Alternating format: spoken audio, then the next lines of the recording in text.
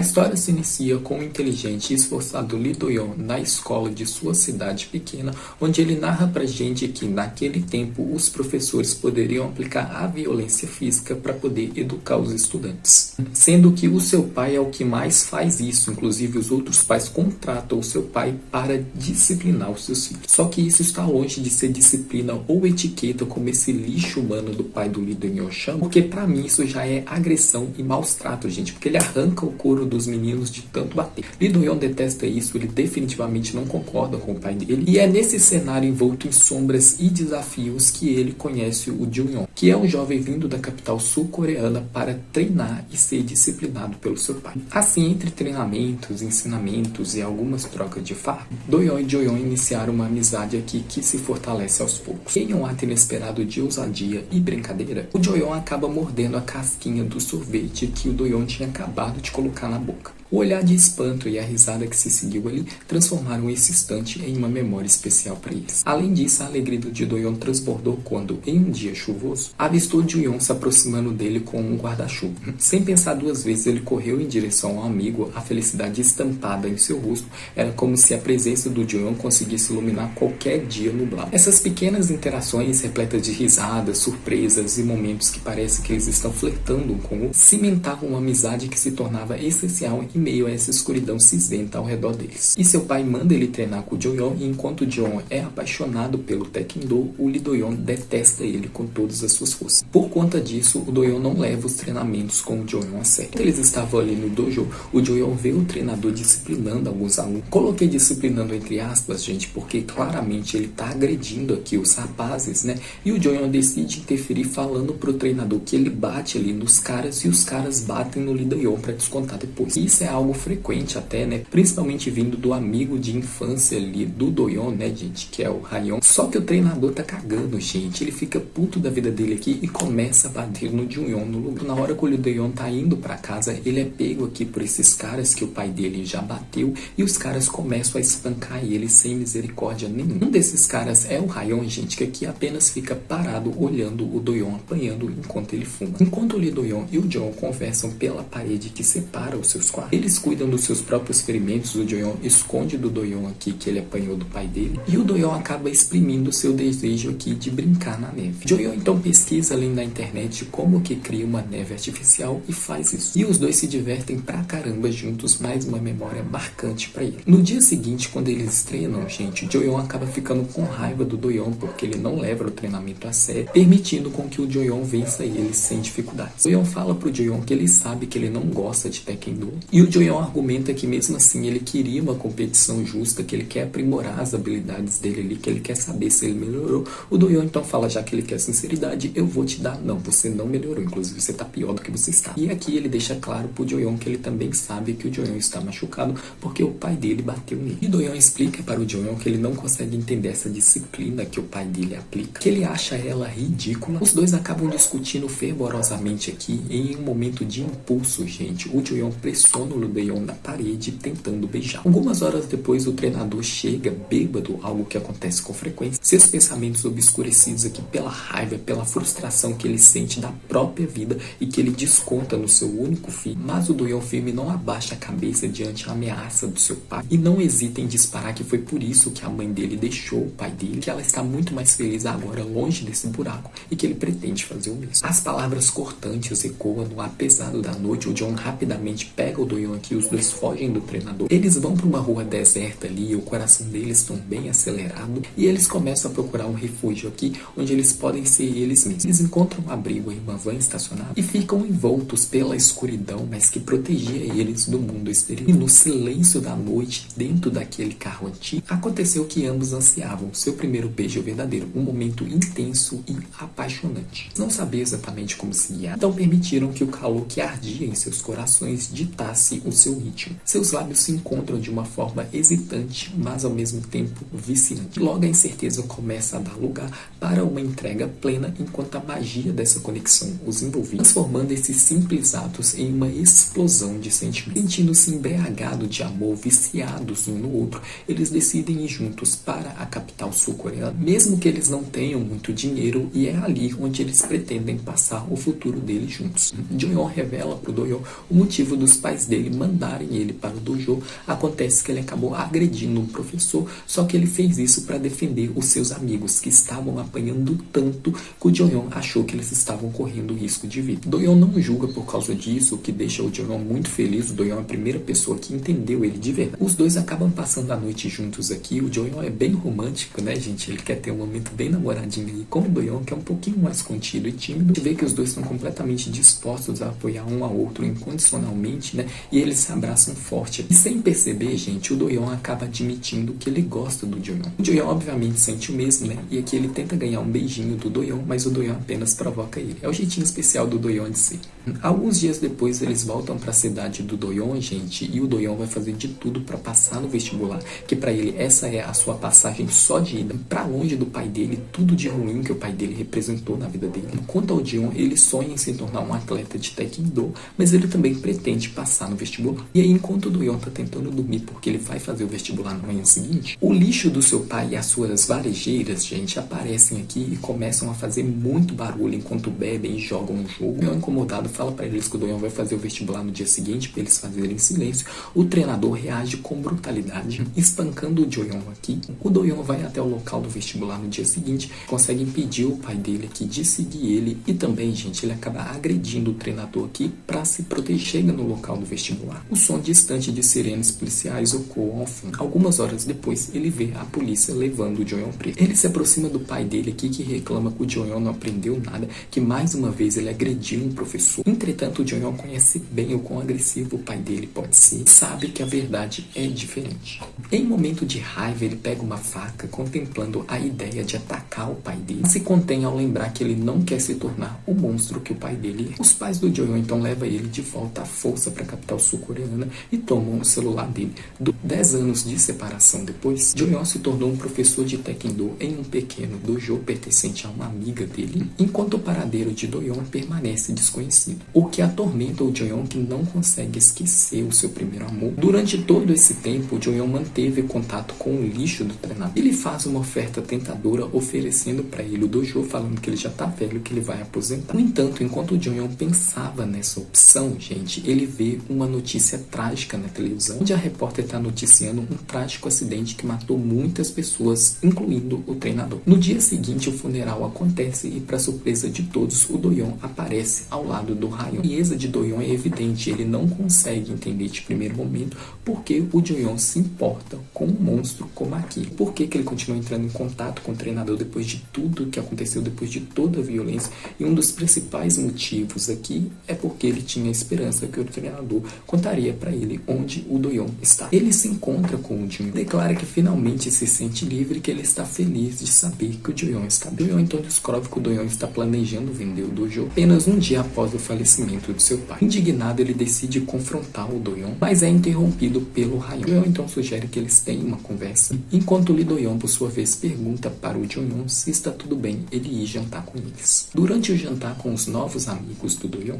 Joyeon percebe como o Doyeon mudou depois que ele começou a ter mais dinheiro. E essa nova realidade o faz se sentir desconfortável. Os amigos do Doyeon parecem zombar dele por ele não ter a mesma condição financeira e nem ter estudado na mesma faculdade que eles. Ao contrário do que o Joyeon imaginava, Doyeon se comporta como ele, mas ainda assim demonstra o seu interesse em Joyeon ao tocar a sua mão quando ele passa um copo de bebida para o Joyeon. Após alguns minutos se sentindo oprimido, Joyeon se levanta abruptamente e vai embora. Ele pede para o Doyeon não vender o dojo, que o mestre ofereceu para ele o dojo antes de muitas coisas a serem organizadas ali, se ele realmente quiser vender. Doyeon apenas se aproxima dele e pergunta: você está fazendo isso porque ainda tem sentimentos por mim? Joyeon confirma que tem, gente, e o Doyeon responde: isso foi há muito tempo. Joyeon se incomoda com a forma como o Doyeon tá agindo, como se eles fossem estranhos, como se eles não tivessem um passado. Sente um aperto no peito aqui e o Doyeon diz seriamente: não quero relembrar o passado, não quero saber daquele incidente. Não há nada a ser esclarecido, porque você insiste nesses assuntos que eu tanto detesto. E ainda bem que você não me utilizou como desculpa, porque caso contrário, definitivamente eu esqueceria que você existe. No dia seguinte, o Doyeon vai até o dojo aqui e encontra o Joyeon organizando os pertences do pai do Doyeon. Joyeon pede pro Doyeon vender o dojo para ele. O Doyeon responde que ele nunca fará isso, ele não quer que reste nenhum vestígio desse lugar. Su Joyon é realmente tão idiota, tão ingênuo, ao ponto de não perceber que quem chamou a polícia 10 anos atrás, enquanto o pai dele agredia o Joyon, foi ele. Desde o início ele sabia que o pai dele maltratava o Joyon e ele não podia suportar isso mais, gente. Não podia suportar o pai dele maltratando a pessoa que ele está começando a amar, que fazia ele feliz. Ele também já não conseguia suportar o pai dele maltratando ninguém mais. Então fala que ele não é a pessoa que o Joyon imagina, que ele não pode ser a pessoa que o Joyon deseja e, sinceramente, ele nem quer ser. Então, por favor, não se intrometa na minha vida, apenas vamos ser estranhos um para o outro. Ele sai andando aqui, gente, só que o Joyon, como bom gado que é, vai atrás dele, fala que o Doyon destruiu o sonho dele por causa do Joyon. E o verdadeiro idiota é ele, que ele não vai se afastar do Doyon. E ele entende que deve ter sido muito mais difícil para o Doyon aqui. Para quem não entendeu, é o seguinte, o Joyon se culpa aqui porque o Doyon não conseguiu concentrar ali no vestibular, porque ele estava preocupado com ele ali, e ele foi lá chamar a polícia. O Doyon fica emocionado aqui, gente, era tudo que ele queria escutar. Ele inclina-se suavemente e beija os lábios do Joyon. O beijo é intenso, repleto de saudade, que carrega uma profundidade de sentimentos não resolvidos, como um raio que fere e ilumina os corações perdidamente apaixonados que anseiam, que necessitam um do outro. Joyon, imerso nesse instante mágico, deseja prolongar ele ainda mais, mas o Doyon, percebendo a tempestade de emoções que se desenrolava entre eles, interrompeu o beijo como se quisesse preservar a fragilidade dessa conexão. Ao chegarem à casa de Doyon, eles se deparam com o Rayon ali, bêbado, no sofá dele. O Doyon, que tinha falado pro Joyon que eles iam conversar, pede para ele se retirar do nada, prometendo que eles vão conversar no dia seguinte. O Joyon, mesmo nervoso aqui, obedece e vai embora. Visivelmente desconfortável, o Doyon vai até o Rayon aqui, que fala que se ele tá se sentindo incomodado, ele devia mudar a senha da casa dele. O Doyon adverte para ele não aparecer dessa forma mais, e o Rayon fala para ele que eles podem tentar namorar, e ele tenta capturar os lábios do Doyon aqui, que se afasta, e fala pro Rayon que ele disse que ele não quer cometer erros mais. Focando em Joyon, gente, ele mal consegue controlar a sua ansiedade e seus ciúmes aqui. Já tem algumas horas que ele não entra em contato com o Doyon. Decidido, ele vai até a casa do Doyon, que acaba de chegar acompanhado do Rayon, e o havia convidado para jantar em um restaurante sofisticado, só que o Doyon não aceita. Rayon então deixa os dois sozinhos e vai embora. E nesse momento a sós, Doyon deixa claro que ele não está interessado em conversar com o Joyon, mas não consegue esconder, aliás, ele não faz questão nenhuma disso, que ele ainda se lembra intensamente e vividamente do Joyon. À medida que ele fala, ele vai se aproximando, seduzindo o Joyon. Seus lábios ficam a poucos centímetros dos lábios do Joyon. Ele pergunta com uma voz carregada de desejo: "Você se arrumou para mim?" Enquanto o Joyon, tomado pelo momento, permite o Doyon fazer o que ele quiser, tocá-lo aonde ele desejar. Gradualmente, o Doyon desabotoa a camisa do Joyon e os dois se dirigem até o quarto, onde eles fazem a arte de namorar pelado. A primeira vez deles, gente, nos transporta para a juventude do casal, onde o amor deles floresceu em meio à escuridão, às descobertas e às incertezas. Nesse momento de entrega, eles experimentam aquele desejo ardente, envolto na inocência e na intensidade das emoções da adolescência. A segunda cena, uma década depois, mergulha em um cenário sombrio, refletindo a complexidade da vida adulta. E o sexo é permeado pelo rancor, pela saudade, pela ansiedade, pelo medo. São como os ecos de um passado que ainda reverbera em suas almas. Contudo, mesmo diante dessa dor e das dificuldades, as centelhas do amor juvenil que nunca se apagaram ressurgem com força, reacendendo uma chama que, apesar dos anos e das experiências individuais que eles tiveram, continua a queimar intensamente em seus corações perdidamente e loucamente apaixonados um pelo outro, como uma tempestade interminável, cheio de desejo, cheio de amor e cheio de turbulência. Os dois se reaproximam aqui, saem para comer juntos. Joyon observa com uma crescente frustração que é como se o Doyon começasse a esfregar o dinheiro dele na cara dele. Se ele visse ele como um troféu, ele pensa isso de primeiro momento, mas depois ele entende que o Doyon apenas está mostrando para ele que ele se importa. E esse é um dos jeitos dele, é uma das linguagens do amor dele. Ele entende que o Doyon quer dar para o Joyon tudo o que ele não conseguiria dar quando eles eram jovens. E por conta disso tudo, gente, ele não consegue resistir ao Doyon.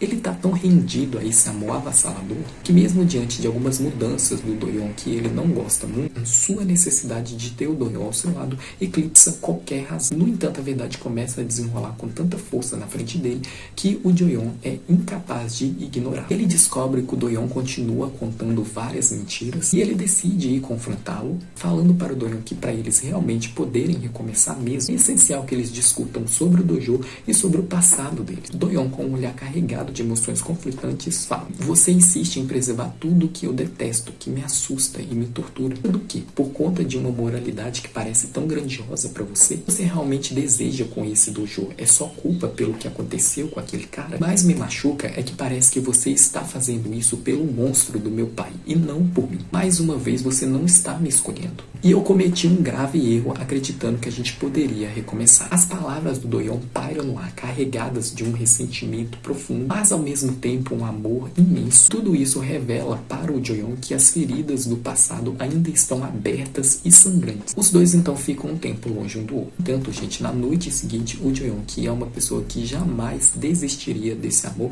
ele mais pararia de lutar para fazer esse amor dar certo. E é completamente rendido ao amor que ele tem pelo Do-yeon, gente, que é eterno, que é infinito. Ele coloca o amor dele pelo Do-yeon acima de tudo. Então ele vai até o Do-yeon aqui e pede desculpas. Ele também convida o Do-yeon para ir num date com ele e promete que ele nunca mais vai falar de coisas que o Do-yeon detesta. Eles apenas aproveitarem a companhia um do outro. E ele falou isso com uma voz que exala amor e esperança. Do-yeon, ao ouvir as suas palavras aqui, acredita totalmente e ele não consegue conter um sorriso aqui. Os dois então vão numa viagem juntos, eles matam a saudade aqui um do outro, desfrutam de vários momentos românticos e fofos juntos, parece ainda mais esse amor infinito que eles sentem um pelo outro. No entanto, a última mentira do Do-yeon é exposta. A verdade é que o Do-yeon mentiu ao falar que ele se formou na universidade, gente. Não, ele não conseguiu passar no vestibular, ele ainda tem apenas o ensino médio, ele falsificou um certificado ali da Universidade Poderosa lá. E ele fez isso, gente, porque ele estava disposto a fazer qualquer coisa, distanciar do seu pai e da vida que ele levava, e para conseguir o respeito das pessoas, respeito esse que ele nunca teve. Mesmo descobrindo que o Do-yeon cometeu um crime, gente, afinal é exercício legal da profissão, eu não julga, entende os seus motivos, decide permanecer ao lado dele, não importa o que,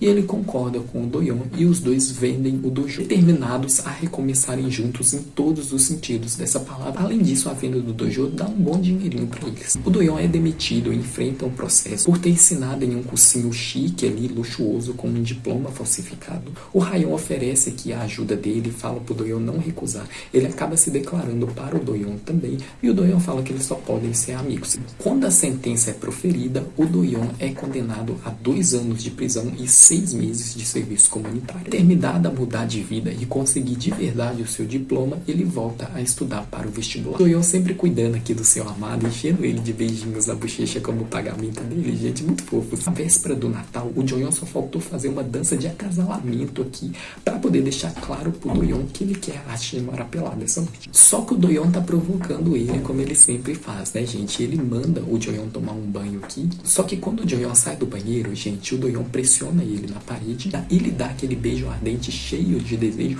É um beijo maravilhoso, gente. Os barulhinhos desse momento maravilhoso mesmo. Os dois então fazem a arte marapelado, né? Uma pena que eles não mostraram ela pra gente, mas tudo bem. E enquanto o Do-yeon dorme tranquilamente ali, Do-yeon faz uma descoberta reveladora. O amor que Do-yeon tem por ele nunca havia diminuído. Pelo contrário, só crescia à medida que os dias passavam. Encontrou o histórico do Do-yeon, também vários comentários, vários e-mails ali. O Do-yeon falando que sentia tanta sua falta que a dor era insuportável. Assim, os dois decidem ficar para sempre juntos. Independente da simplicidade de suas vidas, independente deles terem muito dinheiro ou não, deles realizarem os seus sonhos ou não, as brigas que eles podem ter, das dificuldades que eles vão enfrentar. Afinal, a vida, infelizmente ou felizmente, depende do ponto de vista aí, é assim. O que realmente importa agora é eles nunca mais abandonarem um ao outro, eles estarem para sempre um ao lado do outro. Então, a história de Let Free The Curse of Tekkendo chega ao fim.